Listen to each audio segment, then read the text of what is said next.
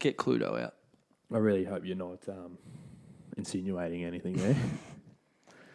Well, hey, who's the bloke with his sticky mitts all over my pen? Well, they're only sticky because you bought me kebab and a Coke.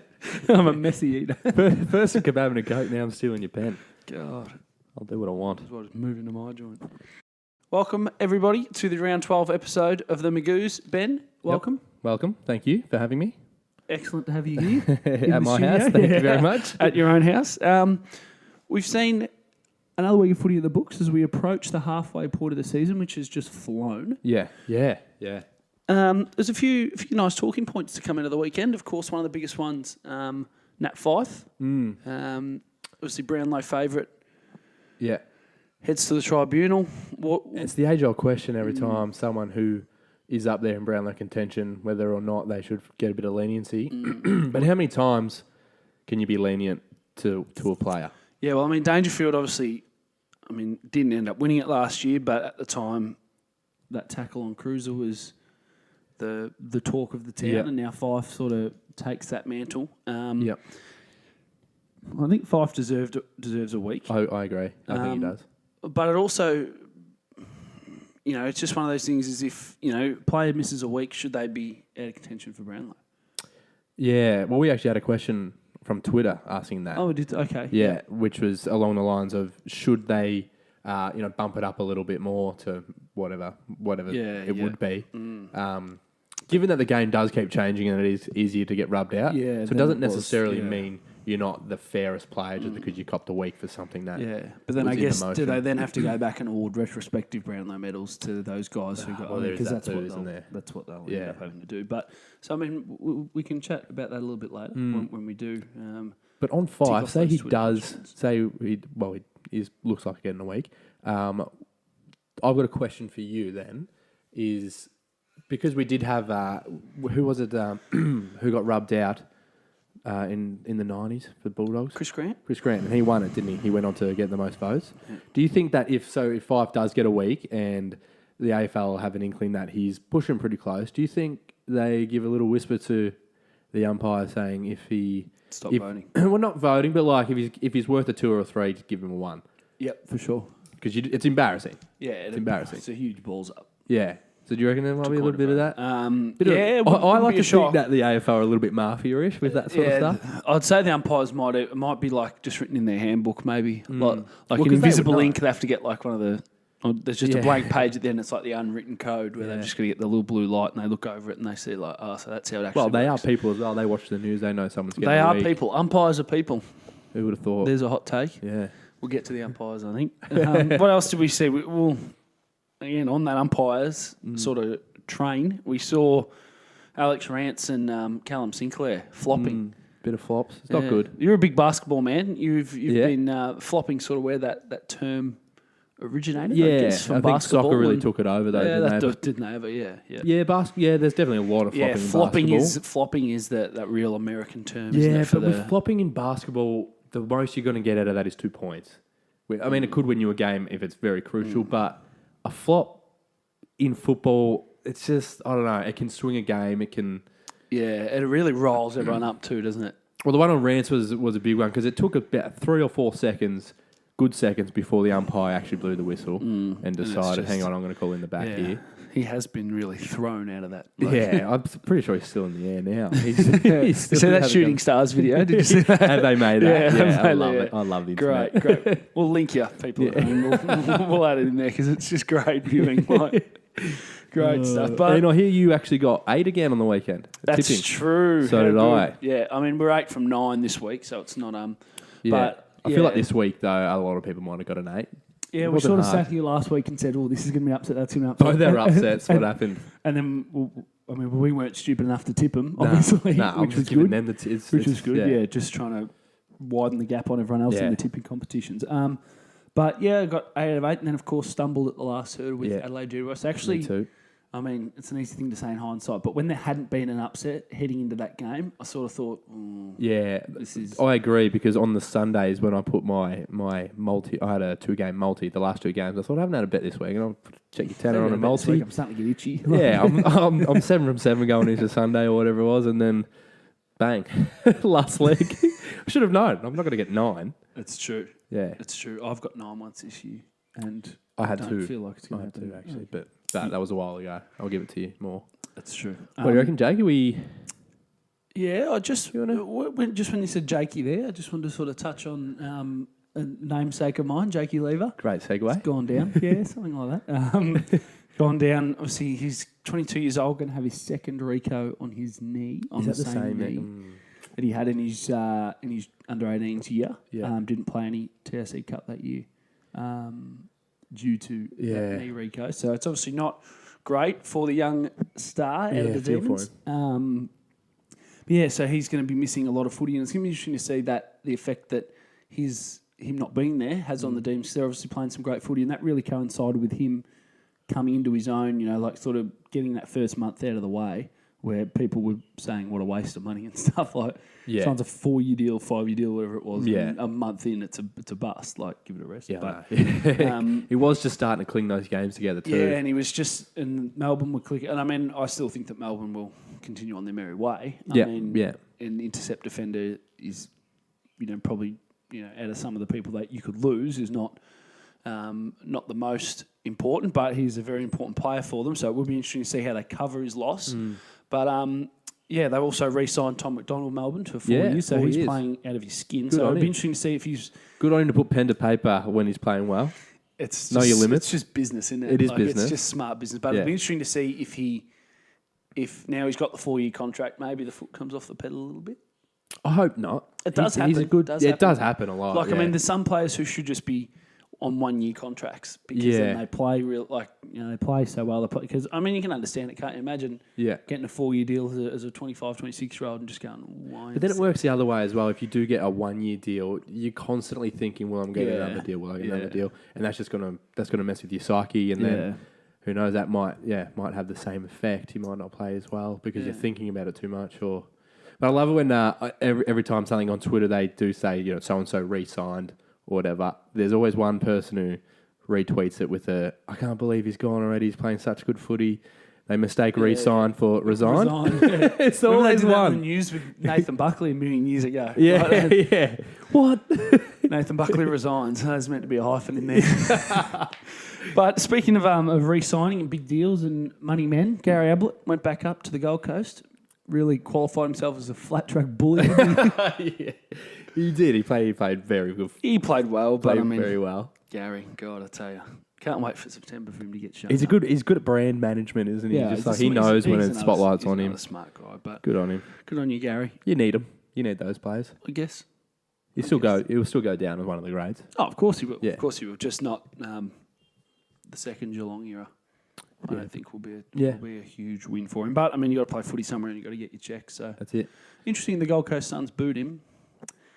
The players got into him as well a little bit, which is, fine. But it's just interesting because imagine what Gold Coast would have been without Gary Ablett. That's would true. they even still be in existence? That's true. But booing's a part of the game. It's a lot of those people wouldn't. Some of them might not even knew that he played for them. They could be this year and they're just joining in for the people. It's a good crowd though, 17,500 or something. Good on them. That's good for the game. Good for them. Stewie had to apologise to them. After the game. I love Stewie. He's a good man, I assume. What do you reckon? We get into it? Might as well. Let's do it. Let's go. Ben, round 12 this week means that we've arrived at the Queen's birthday game between Collingwood and Melbourne. It's starting to get a much bigger game now, isn't it? Well, I think in terms of on-field, definitely. But off-field, I think the whole Queen's birthday aspect of it has been pushed aside due to the big freeze, the MND stuff that Neil Danaher's doing. Great cause. Huge. It's been fantastic. So that is sort of, well and truly overtaking the Queen's birthday aspect of the game, which as it should. I saw on Twitter that people were talking about, let's rename it and stuff like that. And then someone else said, well, it's going to be a generational thing because all my kids know it as is that they don't have to go to school and there's the big freeze. The big freeze, okay. So it's already a shift happening without that. Take over. So the Queen off. Let's just become a republic while we're there. Yeah, although then we probably wouldn't get the day off. So. Well, we will for the big freeze. We'll turn it into that. Okay, that's interesting. Just Metropolitan Melbourne. Just a thought. Yeah, well, I hope, who's the Premier these days? Daniel Andrews, of course. Of course, God, I can't believe I had to ask that. I met Daniel Andrews once. It's a different story. Yeah. We'll talk about that after show. What do you reckon? So, yeah, potentially. So, the big freeze, obviously, we've got all 18 coaches going down, which is a huge show of solidarity. Yeah, obviously, Neil was a long time in the coaching fraternity. Yeah. So, all those coaches, including the 2 on the day, that'll be that will be heading down the slide. So, it'll be massive. Speaking of the slide, we actually had a question come in on Twitter about the M&D and from President Sean.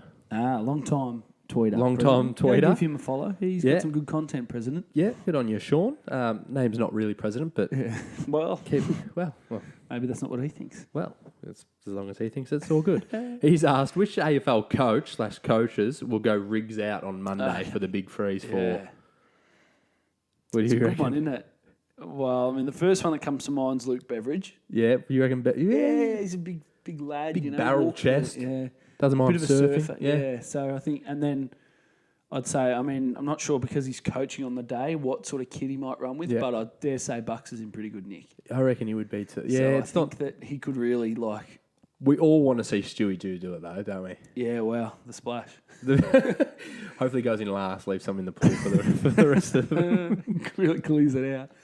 It's interesting. I don't think there's be any other coaches that'd be in the space to be running a rigs out sort of thing. I mean, if you go, they've got nothing left to prove. Quickly, some of them are either really old where it's like, you don't need it, and they'll wear like a real dad costume or something, like Chris Fagan or someone will wear like a lion suit or something. Or it go as like Santa Claus or something like that. Someone was saying on Twitter that hopefully Clarko goes as Gillon McLaughlin, the AFL boss. They're nice and tight, those two. Yeah, after Dane Rampy's little sledge. Yeah. You like that? I loved that. Yeah, that was a great sledge by Rampy. Clever, just a little one-liner. Like the umpire can't pay 50 or anything, but he got his point across. He did. It was actually the decision. He argues with why the decision was made. Like, I loved it. Very clever. It's very good. So thanks for the tweet, Sean. Hopefully, MND, the fight MND Big Freeze goes very well on Monday. Yeah. Of course, at the Magoos here, we encourage all our community members to get behind it. Absolutely, I'll be buying a beanie. Donate. Yeah. They're good beanies too. They're not. Yeah. Nice and warm. Good quality. Excellent. Yeah. Now, Jake, Ben, do you have a Magoo's moment? I do have a Magoo's moment. It is it's another an AFL debutant from last weekend. This time from the Inform North Melbourne Kangaroos, where 1,285 days since he was drafted, Paul Ahern made his debut. Whoa. He first went to the Giants with pick 7 in 2014. So it was a prospect. Big time. And you would have just been thinking, you missed a couple of the formative years at GWS and you think, I'm still in there. Like, you would be thinking, here we go. Like, this is the perfect place to be drafted at the perfect time. 2 knee recos. Yeah. 2 knee recos. So not ideal. And then traded just months after his second reco to North Melbourne. You just hop off your phone there. I was looking up the stats for him. Traded to North Melbourne just after a few months after his second reco. I don't like how you're looking at me. Oh, I'm not. This is good. And so has his whole first year at North Melbourne, which was last year off. He was traded for pick 65. So in 2 years, he's gone from pick 7 to a couple of knee ops and pick 65. So North Melbourne got him for a song. Yeah, but there's What's still that, seen 4th, 5th round? him. Yeah. Which is good. Yeah, and so they've then bided some time with him. He's played a month in the VFL, in the Magoos, I should say. Then he's come out, 29 disposals, 13 contested possessions, 7 score involvements and 5 clearances on debut. That's beautiful. That is huge. That is great. That's as good as it's been this year on the Magoos moment. Just stepping into the big time. Apparently, he played his first couple of games off half-back in the Magoos. And then Brad Scott said, let's teach him the midfield system, get him in there, get it right. And, I mean, that midfield group led by Sean Higgins and now Paul Ahern is just absolutely humming at the moment. Good on him. Good on Brad Scott as well. Yeah, much as I don't love him. But he's there. We keep talking about him every week, don't we? We do. Well, they're playing for him, and that's good. For a side that neither of us really rated and no one ever really wants to talk about North Melbourne, we talk about them every week and there's always something new. So Paul Ahern is this week's Magoo's moment of the week. Congratulations, Paul Ahern. Good stuff, Paulie. Paulie. Now, last week we introduced a new segment. Oh, the Twitter beef. Ben's Twitter beef. And you did happen to point out that similar to Kane Corn's, what is it? Mean tweets. Yeah, it's just you trying to provoke a reaction. Yeah, so I've sat on it for a little bit, thinking it's not a bad point. So this week, instead of me causing some trouble, I've actually just been looking through some stuff and found a not so much a Twitter beef, but a very funny Twitter comeback or comment. Okay, so now you're just searching through Twitter for things. Well, that I'm amuse searching you. through Twitter anyway, so Okay. I may as well just take some screenshots. yeah, pretty much. So your man Jared Wheatley, who is a bit of a roll of the eyes there. Yeah, he's on the nose for mine. On the nose? Jared. Yeah, That's more of a anti-Carlton. More and more on the nose. Like It's a problem. We're working through it. Maybe he's just hanging out with Robbo too much. Yeah, God, There's something I'm starting to like Robbo more than Jared, doesn't it? Oh, yeah. You need to go to Bali for a week. Just get some vitamin Get away D. from it. Get away from it all. throw my But you're phone right in the though. pool. But he tweeted after the weekend saying, "Do you think a bonus point should be introduced for teams scoring 100 points to incentivize coaches to score more?" You're just shaking your head. I'll get your thoughts on that to start with. Straight away, I can think of, wouldn't that make teams more defensive so they don't want to concede that was a couple of the comments in there, which is... That would be my first thought would be, well, if you're incentivising scoring, then isn't there going to be a way to stop it? So you don't let other teams get the bonus point. So you could then, if it comes down to a finals game and if their team gets the bonus point, they go in. So you go, well, it doesn't matter if we lose, but we don't want them in the finals, for instance. Right. If you're fourth playing ninth and you go, we don't mind losing, but we don't want them to get the point. So then you just defend more. But anyway, I guess... Yeah, no, I totally agree with that. And I think it's the same with rule changes as well. They think a certain rule change will eliminate that one thing, but they don't think about the other things that will pop up from that. Because players aren't dumb and coaches aren't dumb, so Coaches certainly aren't dumb. No, certainly not. Some players actually are, but... Well, yeah, but... I'm just trying to find this comment, sorry. Just bear with me. I would have thought you'd have it there ready. I You're on did. your phone during the whole Magoo's moment. Well, that's what I was trying to find, and then you called me out, so Can you now print I screen on haven't found Samsungs? it. You can print screen. I would have probably done that at the Samsung. time. Would have done more of an iPhone man myself. So, I made the switch, actually. okay. Can we get some music under this or something? Just as Ben scrolls through his phone, trying to very unprofessionally. It was there a minute ago. Of course it was. So I guess for the moment, while we wait for him, I'll just discuss to the people watching this. Make sure you do hit us up on the socials. I guess we can make sure it's easy to find. We've also actually just announced ourselves as an audio medium, which is quite exciting. So you can head to the site is iTunes, of course. On iTunes, we'll have those up and running on iTunes. Yeah, when we so that'll be an release easier this. way for you to, if you're driving or on the commute. Obviously, we don't offer too much visually here, especially as Ben is still just scrolling through. You know what I think's happened? The reply is that good that Jared might have gone and deleted it. I don't think you can delete other people's tweets. Can't you? No, I'm Well, actually there you certain. go. Shows how much of a grandma I am. Can you just give us an overview of what it was, do you think? I just can't even remember it, to be honest, off the top of my head. This is incredible. I can't believe This is it. incredible. I can't believe it. I can't believe it. So, as I was saying, so audio form podcast for those. I know a few people have said to us, it's tough to juggle the YouTube video when you might be on your phone or you might be at work or something, all those interruptions. So we have migrated. Have you found it? I found it. Oh, But here you we did, I must say, you did extremely well then. That was very well done by yourself. Yeah, thanks. All right, so the reply was, why not? Let's also give a bonus point if you lose by under 10 points too, so it encourages teams to not give up. Oh, and how about we hand out lolly bags to players that score a goal with their non-preferred foot? Give me a bloody spell. Nanny state sort of stuff. Yeah, look, that would have been good if I could find it straight away, but now that we've waited 4.5 minutes for it, not as good. That's Ben's Twitter beat. Okay, Ben, we're back. Hopefully you've got your stuff sorted after probably the worst second segment you've ever put together.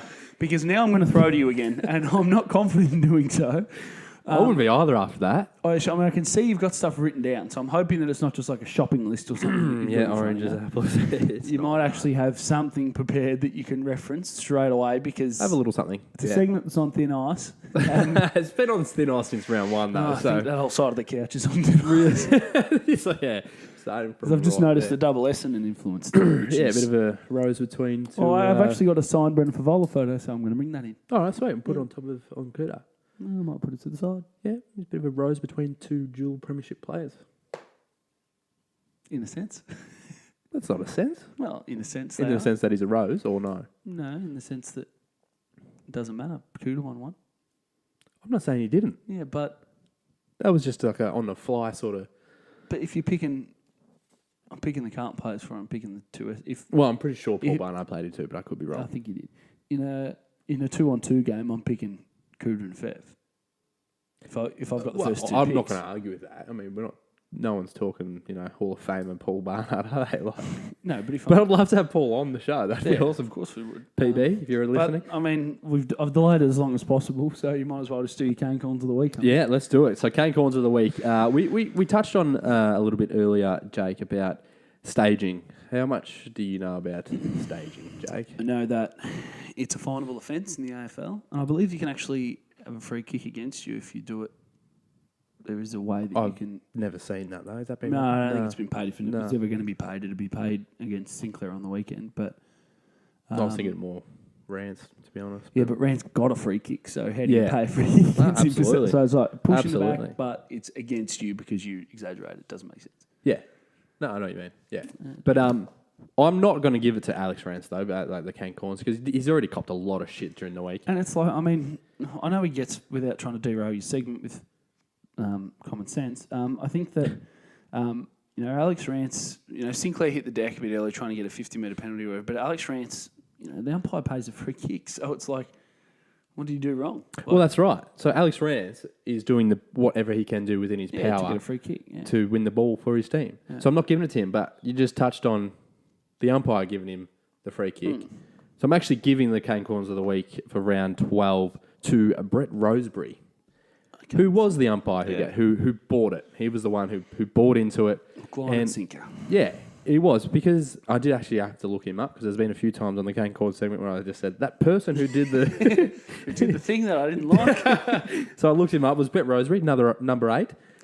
Experienced umpire too. He is 300 games. Yeah. I didn't know that until I looked it up, but it doesn't matter, because as I said, Alex is doing everything in his power. So it's because the umpires are mic'd up, and you do hear him often say, "No, you milked that, you milked that." So it's good they're on it. And half the time it's when someone gets clobbered over the head, they go, no. Yeah. But this one, this was a good old-fashioned milking. It was a good old-fashioned milking, and he bought it. So it's going to Brett Roseberry. He's an accountant by trade. I saw when it was looked up. Interesting bloke. But I reckon these umpires, instead of being accountants, all these sort of things, they should probably go to film school. I reckon, watch some critically acclaimed movies. Okay. So then they know the difference between good acting and bad acting. Mm-hmm. It's not bad, actually. It's not bad. A little quip. A little quip. If I was to keep going on that, actually, just before you go. Speaking of filming and acting, little birdie tells me, Jake, that you're no. Yes. Apparently, you were got a bit of a limelight on Neighbours during the week. Yes, I've been doing a little bit of background work. Work? Yeah, in between, just in some spare time. Good on you. Yeah. This is what I reckon these umpires should do in their spare time, is maybe go on Neighbours. Well, actually, don't go on Neighbours. Learn a lot on a TV set. Do you? How to walk past, how to be quiet, how to stand still. It just goes by everything that you're against. Yeah, I don't really want to... Yeah, but anyway. Well, sorry to throw you under the bus. What I was going to say was, I wonder if the umpires, does he get dropped? Does he? I don't know what the go is. I mean, I think. How do you give a free kick to someone who then gets fined for what they did? There's so many repercussions if he didn't give the free kick and it was blatant in the back. When they look back, maybe they need a 3 second in their head to sort of go, maybe I was wrong. I mean, you don't want to get to the NBA where they're reviewing everything. No. But it's like, I'd rather them not give the free in that instance and then it turn out to be in the back. Yeah. That time in the game, we were getting well and truly pumped. you could see that he hurled himself full.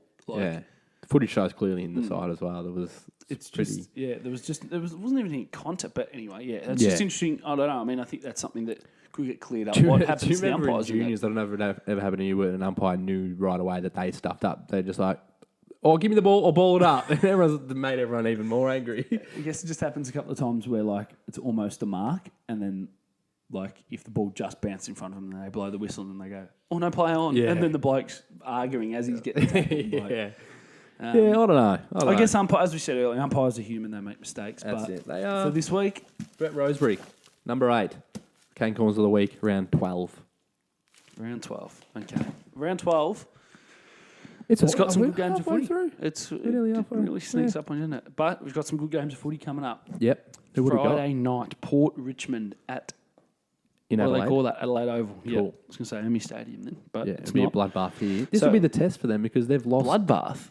I said it would be a bloodbath. It was here. I reckon. Oh, sorry. Bloodbath. Right. I thought. No, but this is a good test for Richmond to silence those people who've been saying that they can't play interstate at the moment. I think that last week we said there were no games. Obviously, 4 teams got the bye this week, but there were no teams in the 8 playing another team. We've got 3 this week. 3, yeah. So Port, obviously, big game over there Friday night. Yeah. The Whingers will get what they want. Finally, a good game on a Friday night. Oh, I'm one of those whingers though. Did you know that Carlton's average losing margin on a Friday night is less than the average Friday night losing margin? Okay. That's a nice little stat for you. Jared Waitley. Carlton supporters out there? Yeah, well, just for everyone. Is that your way of saying we deserve more? No, I don't think we deserve more. My God, no. But I mean, like celebrating a loss as long as it's less than someone else. Much ado about nothing. But it's not necessarily the outcome of the Friday night game that people care about. It's more the calibre. Well, they want to see the grand final or something on a Friday night in May, do they? If it's possible, that'd be great. Write that down. Geelong, North Melbourne. Yeah, we're out. Down there, Geelong. GMHBA. Okay, that'll be a great test for North. Let's see where they're really at next week. Yeah, we will. With an away game there. And of course, Freeze MND, Melbourne, Collingwood. Yeah, the last 2 years, I can't remember, was it the year before last, was one of the best games of football I reckon I've ever seen.